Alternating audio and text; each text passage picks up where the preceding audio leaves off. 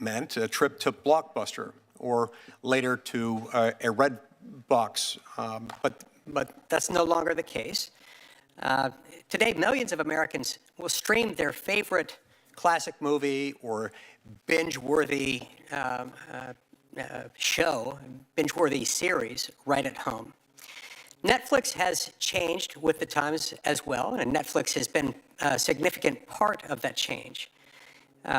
They have grown into the largest streaming platform in the entire world.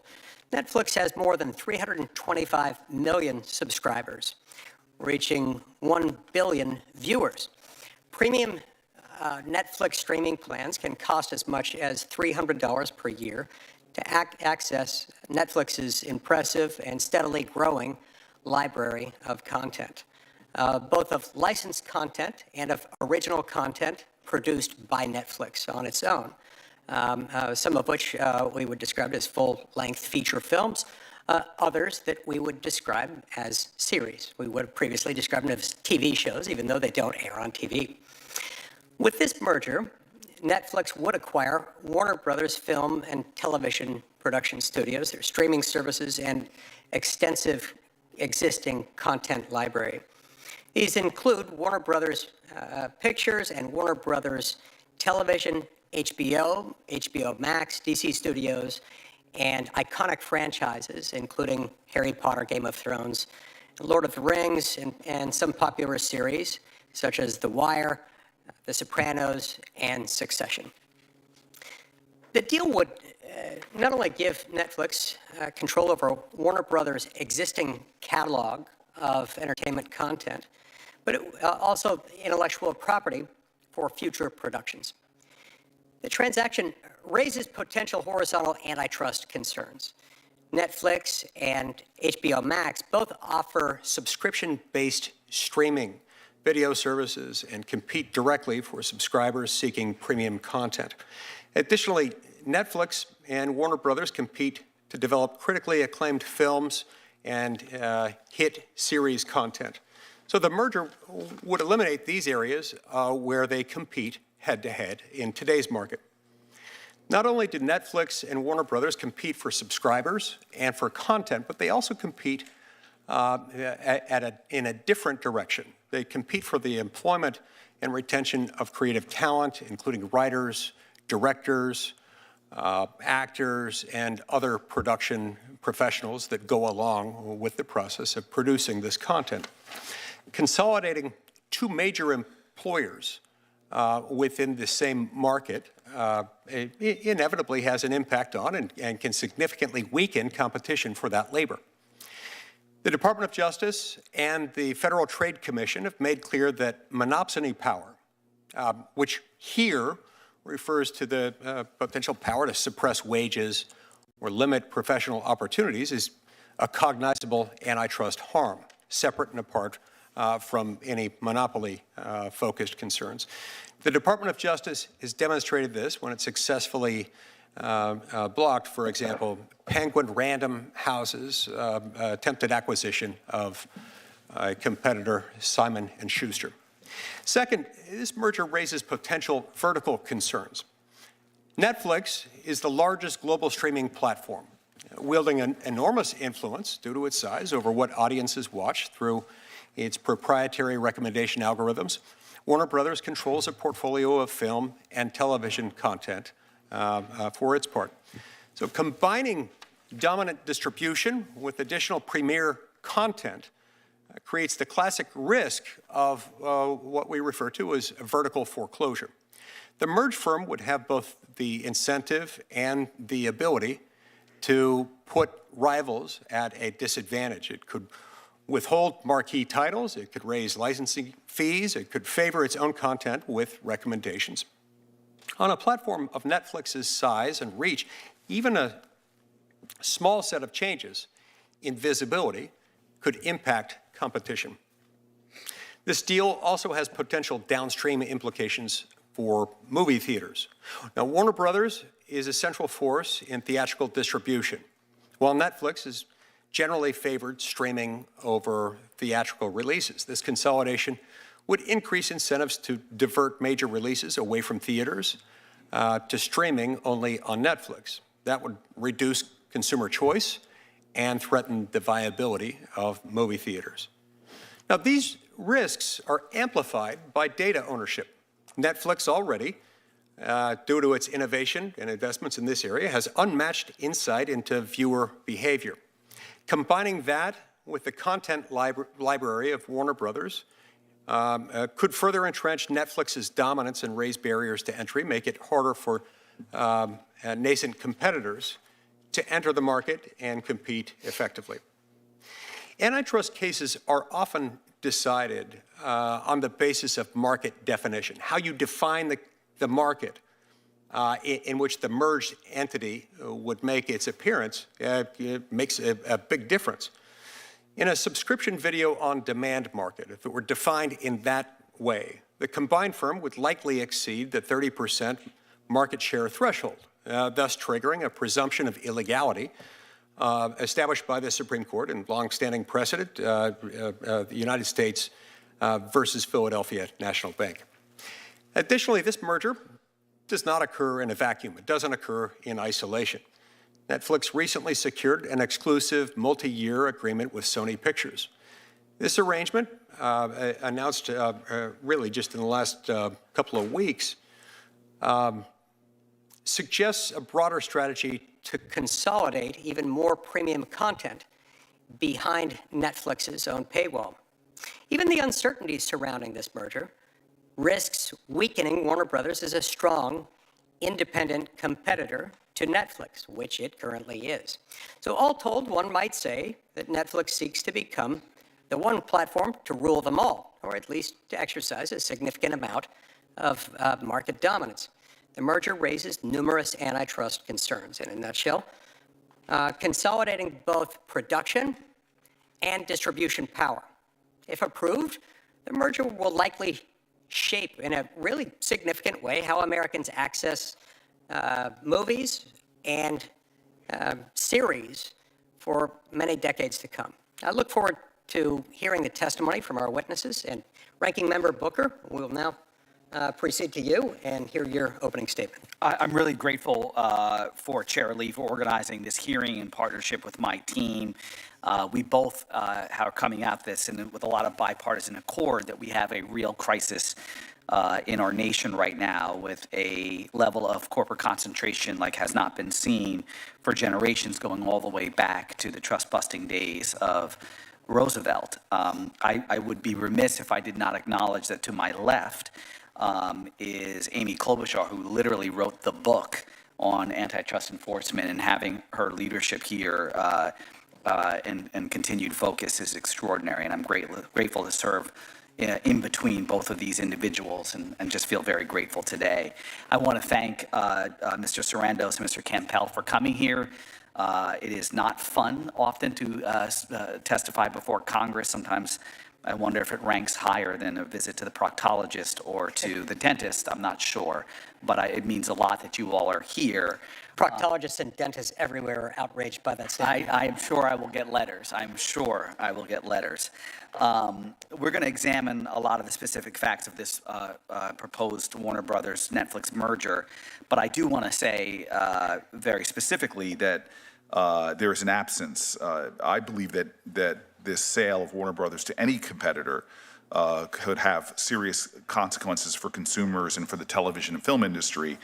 And the absence of not having Paramount Skydance here, who has made a hostile takeover, is frustrating. I invited David Ellison, Chair and CEO of Paramount Skydance, to appear today. Mr. Ellison declined, stating that Paramount, quote, does not believe it would be useful or helpful for them to participate as a witness because their offer had been rejected. I'd like to just ask for unanimous consent for this letter to be submitted into the record.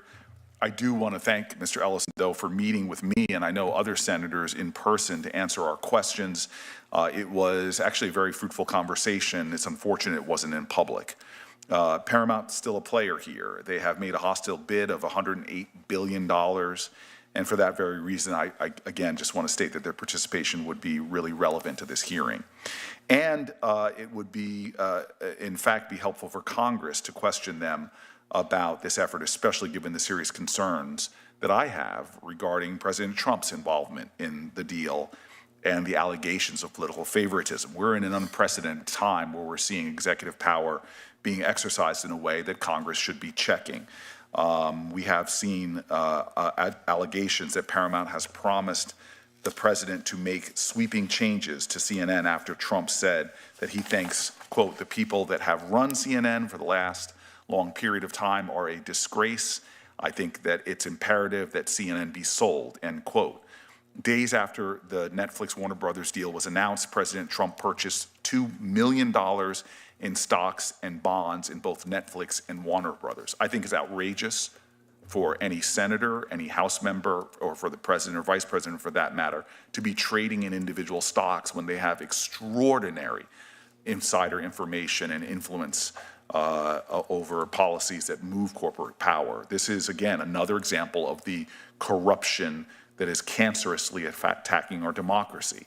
President Trump is using government power to reward allies, punish perceived enemies, and enable private enrichment at rates we have not seen before. While ordinary Americans are left paying higher prices, consumers are suffering, and money is siphoned off to the top, leaving families and workers worse off. And aside from the concerns of this administration's exploitation of antitrust enforcement, the acquisition of Warner Brothers Discovery by either Netflix or Paramount or any other competitor would result in concerning consolidation of a sector of our economy that has already been putting a squeeze on consumers and artists. Let's be clear, the sale of Warner Brothers to either Netflix or Paramount would have a significant impact on tens of thousands of Americans that work in the entertainment industry and American consumers. I've been hearing from people throughout this industry concerns, fears, worries, legitimate folks that don't have a political axe to grind who are very concerned about the matters we're discussing today and how they're going to impact their lives. So this is not an either-or situation. With either merger, another corporation will gain significant control over what we see, what we hear, and the news we consume. The acquisition of Warner Brothers by Discovery, Warner Brothers Discovery by either Netflix or Paramount or any other competitor would result in consolidation of a sector of our economy that is already seeing significant consolidation. It's something that we should be talking about and we should be asking the serious questions. With either merger, another corporation will have that control, increased control over what we see, what we hear, and what news we consume. Now, let's be clear. I was born in 1969. My father made me sit down and watch Star Trek and watch Nichelle Nichols, one of the first African-American women to star in a show like that, made me watch movies like In the Heat of the Night. So much of our culture was shaped by extraordinary artists who showed diverse voices, who dreamed and saw a future that seemed almost impossible, that in fact there'd be a black senator sitting right now as a ranking member of this kind of committee. Art matters. Art is vital. With a merger like this, it has real concerns about art, about culture, about the voices of Americans, about the moral imagination of a nation. For years, workers, creators, and consumers have been told that consolidation in media and streaming would mean more choice, more unique stories, lower prices. I don't think we've seen that. What we have seen with each merger is higher subscription costs, fewer streaming options, shrinking creative opportunities. I've heard them from artists that I know personally. They speak of lower pay and growing instability for workers across the industry. Many voices that felt that just a decade ago they had chances to bring their art to life now worry that those options are dwindling. Even now, pre-merger, a small number of streaming companies control a lot, from content production to distribution and to the actual platforms through which consumers access entertainment. We are seeing a lot of vertical integration. We know Netflix power. I am a subscriber. I watch Netflix with probably hours I don't want to confess here in an open hearing and put on the record, but it is the dominant streaming platform of my household as well as in our nation. And that's just domestically. It has an extraordinary global scale and reach. Worldwide, they have over 325 million consumers, with their closest competitor, Disney Plus, with half of that at 130 million subscribers worldwide. Warner Brothers controls one of the most valuable and largest content libraries in the world, including HBO, Harry Potter, CNN, and for me, one of my favorite platforms is DC Comics. And the fact is that Netflix Warner Brothers transaction would consolidate the largest distribution platforms with one of the largest content producers, and that should raise questions that Americans should have answered. I have concerns about Netflix getting more power over consumers and leaving fewer alternatives and streaming platforms. I have concerns about startups and competition, and of course, as I've already stated, about the impact on artists and artistry in our country. I am angry about our antitrust laws, which have been ignored by Democrats and Republicans in the White House. I believe that we are now seeing consolidation that is screwing Americans from our farms to pharma. We are in a crisis in America. Our antitrust laws are designed to ensure that independent studios, smaller streaming services, and new entrants are not shut out and left unable to compete with companies that control both content and distribution. The concern that so many Americans have is not just about their jobs and the prices they're paying, but as my father, should he be alive right now, would be concerned about less movies and less original story making. We have such a vibrant entertainment industry. We have an entertainment industry that's the envy of the world and in fact shapes the world. I want to make sure that everything we're doing is protecting What is so profoundly American: freedom. The fact that workers are treated fairly, that consumers have choice, that competition exists. I urge federal enforcers to review this merger fairly and without political bias, without a president bringing his personality and his political opportunism to bear. I think what the American people deserve is to see our laws, as conceived by previous generations, enforced justly and thoroughly. I look forward to hearing from the witnesses, and again, I thank them for being here. Thank you, Ranking Member Booker, and your what you offered will be admitted to the record without objection. The Senate Antitrust Subcommittee is, of course, a subcommittee of the Senate Judiciary Committee. We're grateful to have the chairman of the full Senate Judiciary Committee, Senator Grassley, here with us, and we'll now turn to him for his opening statement. Thank you. Every seat in this hearing room is filled, which speaks to the great interest in this issue, and it also speaks to maybe some of the controversy with the issue. This committee is interested in this because we want to make sure the Department of Justice and the Federal Trade Commission does its job of oversight on antitrust. So I thank Chairman Lee and Ranking Member Booker for holding today's hearing on this proposed Netflix Warner Brothers transaction. We all know that America pioneered the film industry, from Hollywood musicals to John Wayne westerns and the rise of modern television. Families still enjoy watching shows together, and it remains an very important part of our culture. But how people watch these productions has changed quickly. The proposed transaction this committee will focus on today would combine Netflix, a leading subscription streaming platform, with Warner Brothers studio assets and HBO Max, another streaming service. This proposed merger could affect prices and choices. Congress enacted the antitrust laws to protect competition and consumers. The Department of Justice and the Federal Trade Commission must apply those laws using a neutral, evidence-based approach, and Congress has an oversight role to play, and that's why we're here today. Opponents warn that this deal could reduce head-to-head competition in subscription streaming and lead to higher prices or less innovation.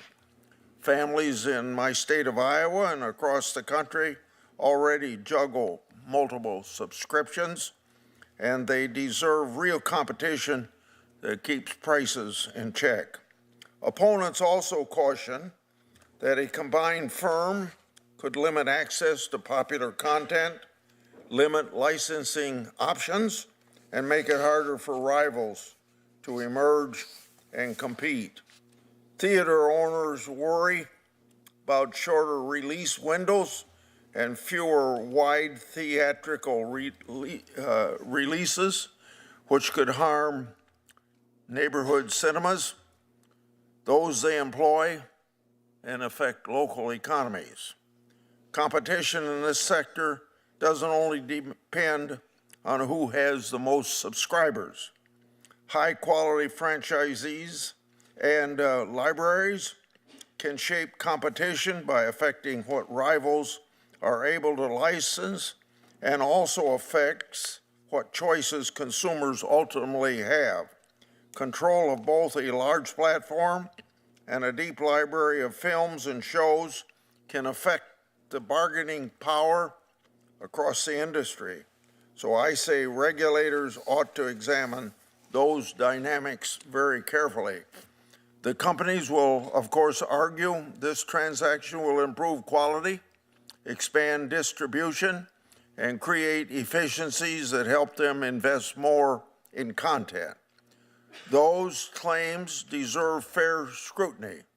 Any claimed benefit must result from the merger itself, be verifiable, and likely make content available to more families.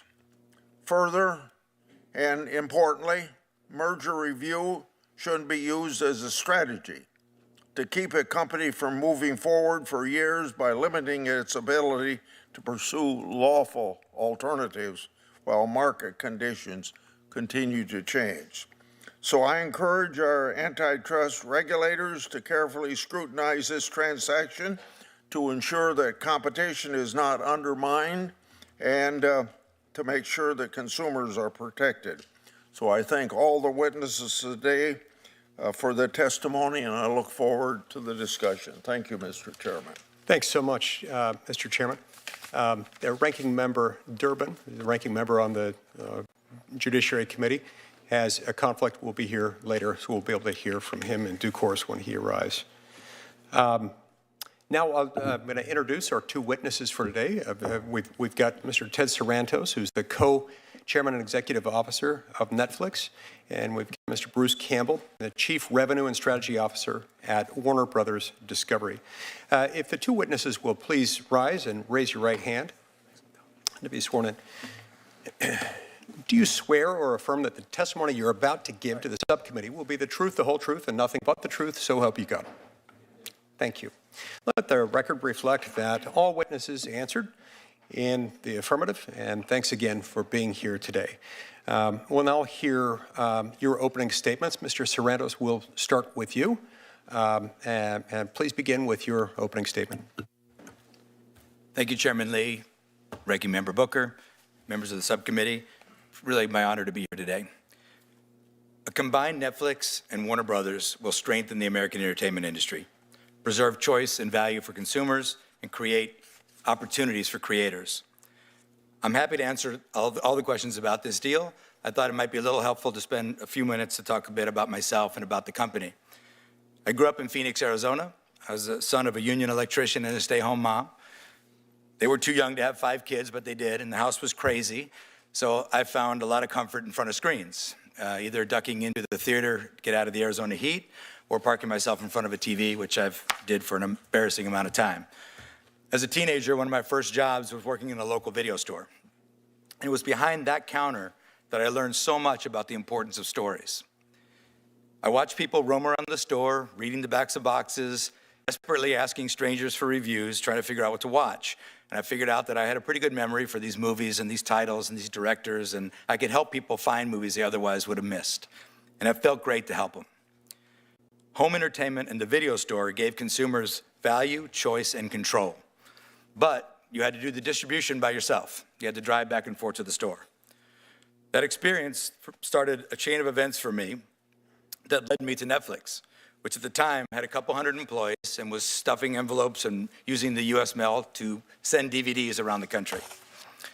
It solved the distribution burden for consumers, broadened choice, and deepened value. No matter where you lived, you had access to nearly every TV show and every movie ever made. But you had to stand around waiting by the mailbox to rent them and return them. So in the late 1990s, we saw how the internet was about to change entertainment as we know it today. So we built the technology to stream shows and films. Finally, fans had access to thousands of choices with total control of how and when to watch them, and at a tremendous value relative to TV. Over a decade ago, we began programming our own programming, like House of Cards and Stranger Things and The Crown, and movies like The Irishman and Marriage Story, Red Notice. Netflix productions have already created more than 155,000 American jobs, contributed $225 billion to the US economy. We have filmed in all 50 states. While other media companies have been cutting back their content spending, we have increased ours.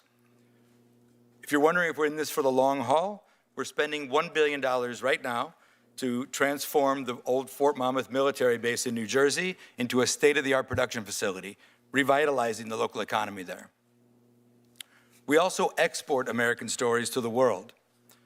About the only place you won't find Netflix is China, because they censor us and block us. With Warner Brothers, we're going to create more economic growth and create more value for consumers. Warner Brothers' assets are very different from ours. They have a century of iconic IP, they have a world-class theatrical distribution business, and their studios produce and license TV shows to other networks and other streamers. We plan to operate those businesses largely as they are today. Netflix and Warner Brothers both have streaming services, but they are very complementary. In fact, 80% of HBO Max subscribers also subscribe to Netflix. We will give consumers more content for less. So this is not a typical media merger where you end up with what's called the Noah's Ark problem, two of everything. We're buying a company that has assets that we do not, and we will keep investing in Warner Brothers.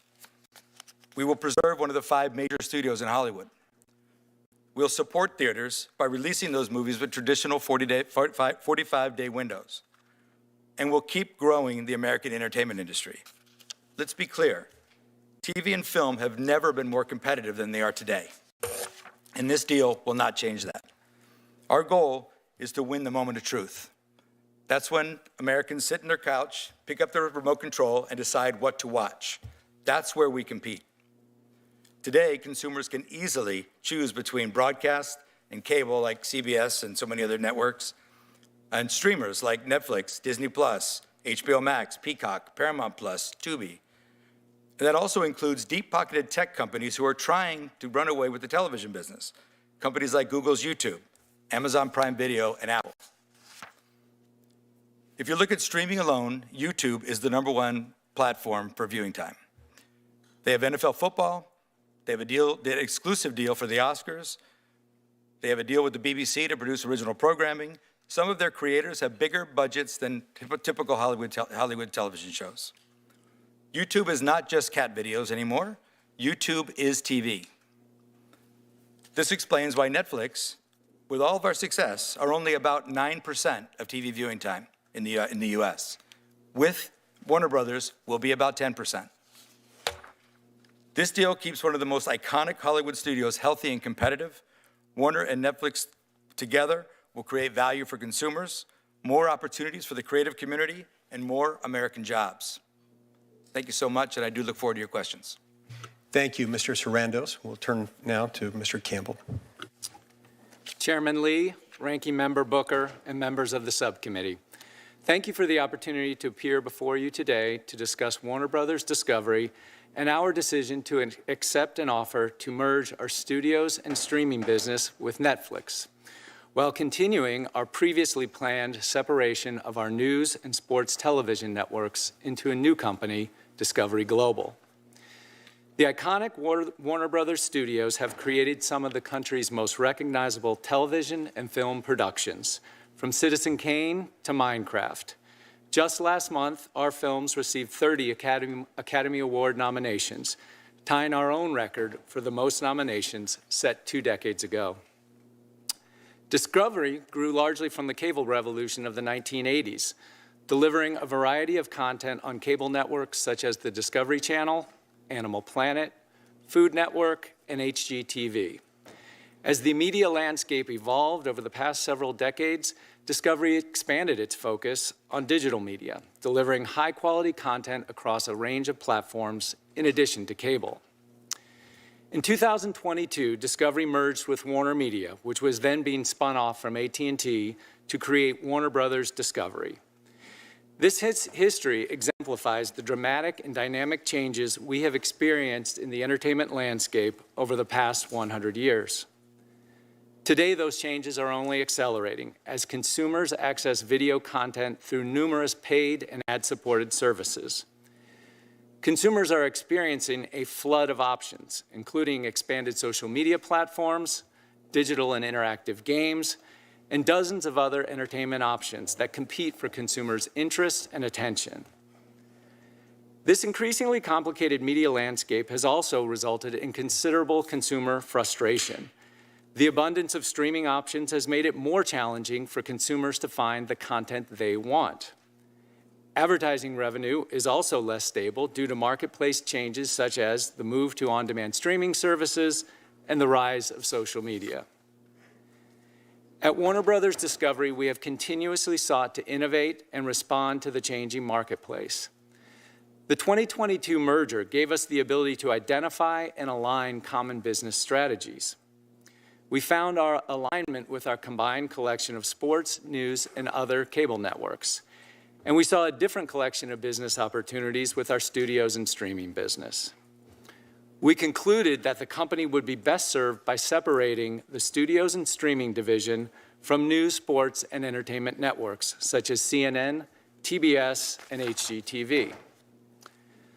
Last summer, we announced plans to split into 2 companies, Warner Brothers and Discovery Global.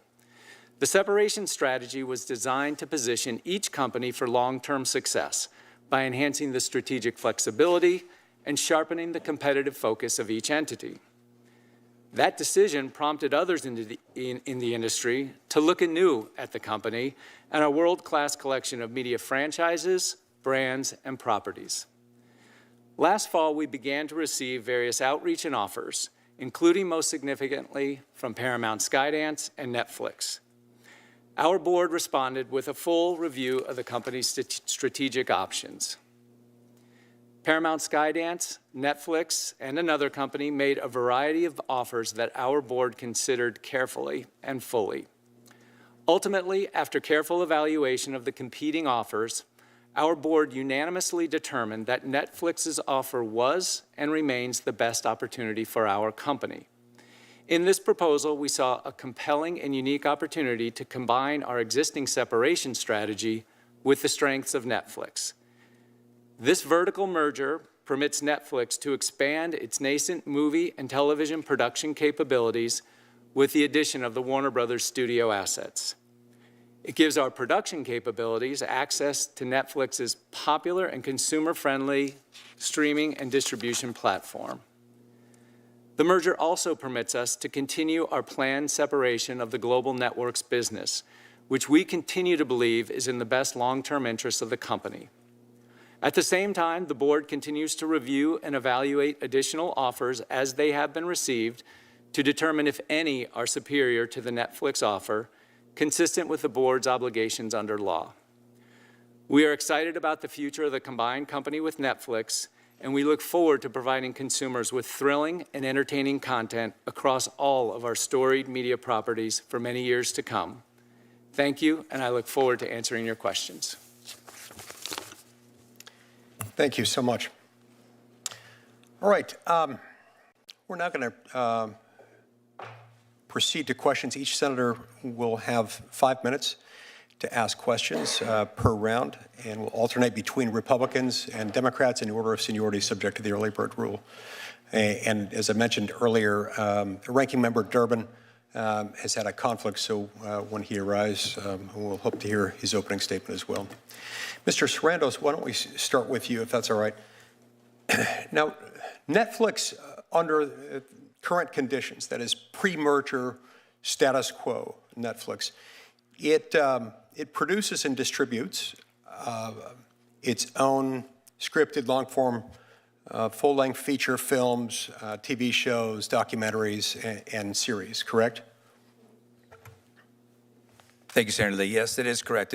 We do produce, it is a small portion of our title but offering. it's part of your library. Part of our library, yes. In fact, it plans to invest roughly $20 billion annually, separate and apart from the merger, in order to increase production, adding to its portfolio. Is that right? Production and licensing, correct, Yes. sir, yes. So if Netflix already produces content and plans to increase production, increase that investment on new production, regardless of the merger, tell me why you want to make this acquisition with a competing content producer and a competing streaming platform. Well, today, Warner Brothers is both a competitor and a supplier. And our history, the reason I walked through that little history in the opening was that our history and my own professional history has been about adding more and more value to consumers. Right. And you do that by adding more choice. And to do that, it requires a great deal of volume of production and a volume of licensing, which we do today. I would say, too... By supplier, you're referring to the fact that through licensing arrangements, you already... Correct. We license television series air, and film well, you don't really air, you stream some of their content. Correct. In movies in various windows, and in original series and licensed series as well. Now, YouTube does not invest in producing original content, at least not in the same order of magnitude, not anywhere near what Netflix does. Is that right? I can't speak to their specific economic impact. I know that they do not share the risk with the creators in doing that. They certainly step up, and we compete with them for things like that Academy Award deal, certainly for the NFL football games they recently did with the NFL game in Brazil. Now, So yes, they do spend a great deal of money on content. Now, YouTube does share advertising revenue with users, primarily, I believe, with users who do produce their own content. I assume you wouldn't disagree with that characterization. In other words, Yes. most of regular YouTube, let's differentiate for a minute. YouTube from YouTube TV, which is a different thing altogether. It's like a cable TV subscription. But YouTube, whether it's regular YouTube, streams free, doesn't require login credentials, doesn't require any subscription, unless you want to get YouTube Premium, which allows you to bypass the ads attached to the streaming device, in which case you've got to pay a fee and have subscriber login credentials for that. They're not in the same business. They're not producing the same thing. Sure, they produce content, they share advertising revenue with creators, but these are more like sort of end user creators producing shorter content, not full feature length films typically. Isn't that right? Well, Senator Lee, thank you. And I appreciate the complexity of all this, and I really can't speak to the inner workings of their model. It's not really that clear for folks. It's not that transparent. But you would agree that YouTube YouTube content is free as a default matter, and as a default matter, it doesn't require either a paid subscription or login credentials, right? Well, they are a subscription service that also has an ad-free and a subscription option, and it is the exact same content. And remember, when we talk about a competition, we're competing for the same content, we're competing for the same viewers, we're competing often for the same ad dollar, and sometimes it's the exact same programming. And in the case of YouTube creators themselves, this past weekend, a YouTube creator had a movie called The Iron Lung that put $17 million at the box office. Okay, and I don't doubt that they sometimes have feature-length films on there, but I'm struggling to grasp, to fully understand what you're saying about how it's the exact same content. Is this content that is produced with, I don't know, the involvement of the Screenwriters Guild, content that is produced typically in a studio? Where does most of the content on regular YouTube come from? Again, regular YouTube, not to be confused with YouTube TV. Correct. And I would point you to the comments of Neil, the CEO of YouTube, who just draw a point to the fact that YouTube creators are buying Hollywood studios and producing content at very competitive levels today, and he himself calls it TV. And I would say, what people also miss is about 50% of the engagement on YouTube today happens in the living room on a TV, not on, I think people largely think of YouTube as a mobile device service, and it is 50% today and growing very fast on television.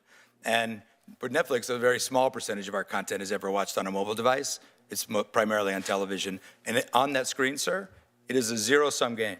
So if you're watching YouTube, you're not watching HBO Max, you're not watching Netflix, you're not watching CBS.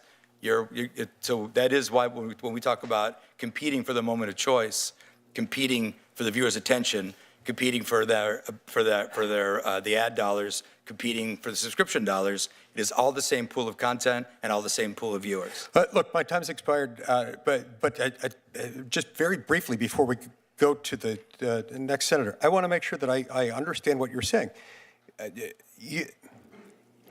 Sure, you're choosing between this and something else in the same sense that if I'm watching anything on a screen, whether it's a small screen or a big screen on the wall, I'm not watching something else or doing something else. It competes. The two compete in the same sense that they compete for what else one might do in one's day, reorganize one's sock drawer, think about the dormant commerce clause of the Constitution, or something else really fun like that.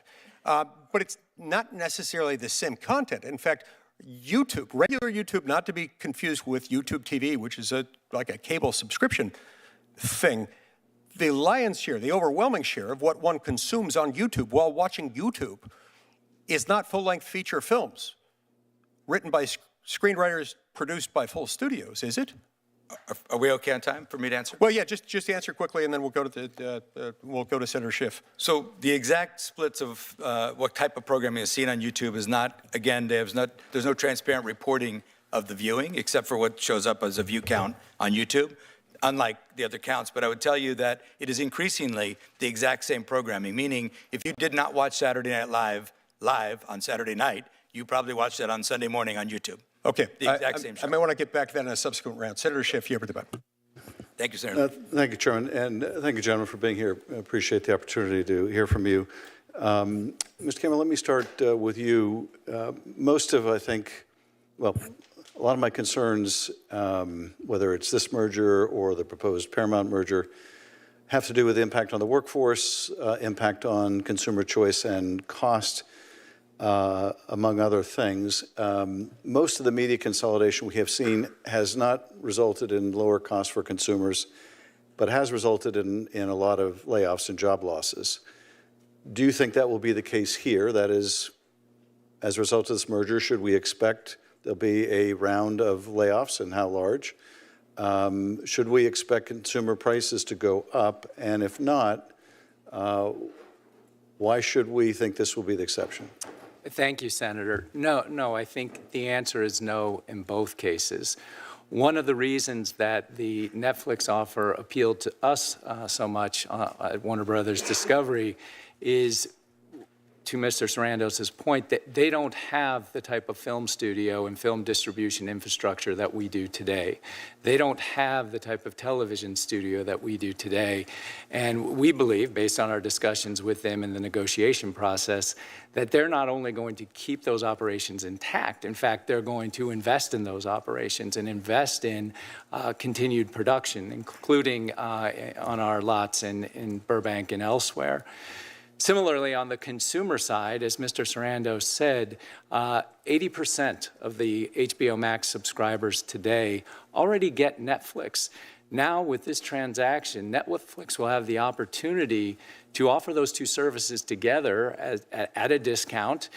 In addition, they'll have the opportunity to take our content and the HBO Max content and put it on the Netflix platform, which they've invested in over 20 years. It is the best technology platform available to consumers. It is superior to the platform we have. I think that, too, will be very pro-consumer. And Mr. Sarandos, let me ask you about a couple of things, and I know we discussed part of this already, but Good to see you again, Mr. good to see you, too. Share with us your thoughts on the impact on the theater industry. I happen to be one of those people who loves to go see movies in the theater and be surrounded by other people experiencing the same thing. There was a lot of concern that given the business model you've had to date, that theatrical exhibitions will be cut down from 45 days or whatever they generally are, the industry standard, down to a lot less, maybe 17. How long do you expect theatrical exhibition to be? How will that change or not change? And also, in terms of jobs, for many of the other studios, we've seen a growth since the pandemic in production at home. Netflix has been a bit of an outlier, though, where we've seen more production move overseas. Now, I know you're building a new facility in New Jersey, but what accounts for the production shift, the greater production shift we see of Netflix to production overseas, and how do you think that'll be affected by this? Well, thank you for asking, Senator. And let me work backwards on the question. We have some local for local production that happens overseas, meaning we have a service in South Korea and we produce some Korean content for the South Korean market in local language, local cast, local producers, that kind of producing. That happens separate and aside from this. Almost all of the vast majority of our content spend is produced in the United States. There's been many studios, including Disney, just recently moved all the Avenger movies to London. By way of example, there's production incentives that draw production away. What I've been doing for the last several years is working with the state of New Jersey to create an incentive that competes with that UK incentive and brings production home. We're building that big studio in New Jersey for that. Since that incentive passed, we had 11 projects. 7 of them were slated to go to the UK, pulled back into New Jersey. So we are leading production in the United States and intend to keep growing it. As Bruce said, the Warner Brothers slate of movies are still getting made. We're making them, we're going to operate Warner Brothers Studio largely as it is today, including releasing the movies in the theater with the traditional 45-day window. Now, I know I've earned some skepticism over the years on this because I was talking a lot about Netflix business model, which was different from that. We didn't own a theatrical distributor before, we do now, and a great one. They did $4 billion in box office last year. So that's all baked into the price of this company that we're looking at, and we want to keep that going and invest further in that. So this will continue to push up those jobs that we talked about and push up that production primarily in the US. So this will keep the theater business intact. This will definitely keep production in the US growing. I think what we've done in New Jersey is going to change the course of production in the US completely. And I think other states will see the value of that as well. Well, this gives me a perfect final opportunity to do a little self-promotion, Mr. Chairman. I have a bill that would provide a film tax credit analogous to what's been driving film production overseas that's offered in other countries, and would welcome anyone who would like to work together. Greatly support you on that, Senator. Thank you very much. Thank you, Senator Shipp. Senator Hawley. Thank you, Mr. Chairman, for calling this hearing. Welcome to the witnesses. Mr. Sarandos, if I could just start with you, let's continue to talk a little bit about the labor impacts here, if we could. How many U.S.-based employees does Netflix currently employ, do you know? About 10,000. What about in production roles? Well, it's a fluid number, but we've had about 155,000 production jobs. How about now? On our originals. At any given time, I don't know the number exactly, sir. I can follow back with your staff, though. Warner Brothers, how many U.S. production jobs? I don't have the exact number, but it would be, I would think, in the 8,000 range. Okay.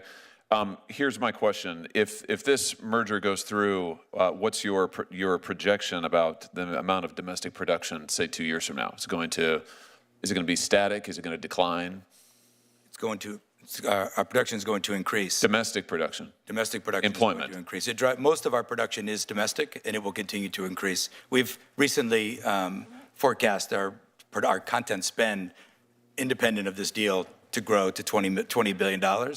And that's a combination of licensing, producing. Now, those licensing dollars compel production as well. That's why it's hard to get an exact number. Let me show you the data here about U.S. production recently. Yeah. It's the red line here, starting from in 2021. You can see it is pretty much straight downward. There's been massive shift in production, as I think as Senator Schiff was alluding to just a moment ago, massive shift in production overseas to other foreign jurisdictions, leaving the United States.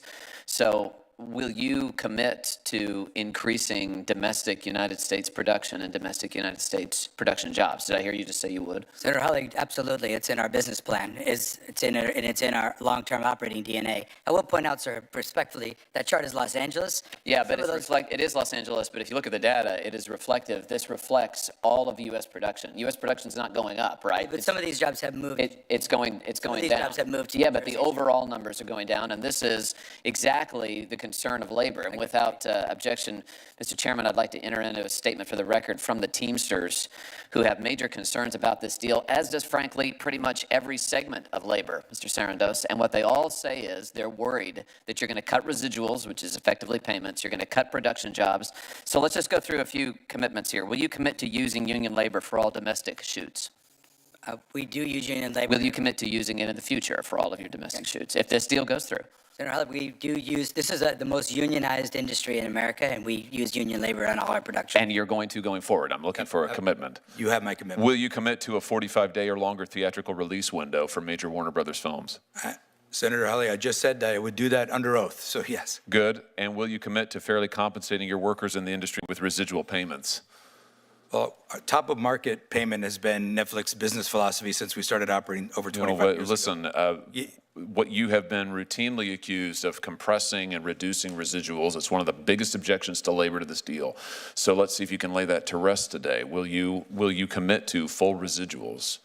Senator Hawley, I would like to tell you this is a very complicated answer because we prepay. That's usually on the way to no. That's usually a way of saying no. So I'm looking for yes. Senator Hawley, I understand this is not a yes or no answer. It kind of is, though. It kind of isn't because and we were going to sit down with the unions. You're disappointing me. Starting in the next few days, sir, we're sitting down with the unions for new contract talks that start actually in 3 days. That's a complicated, long no. I would really hope it would be yes. Okay. Are you asking me to commit to residuals in the traditional form?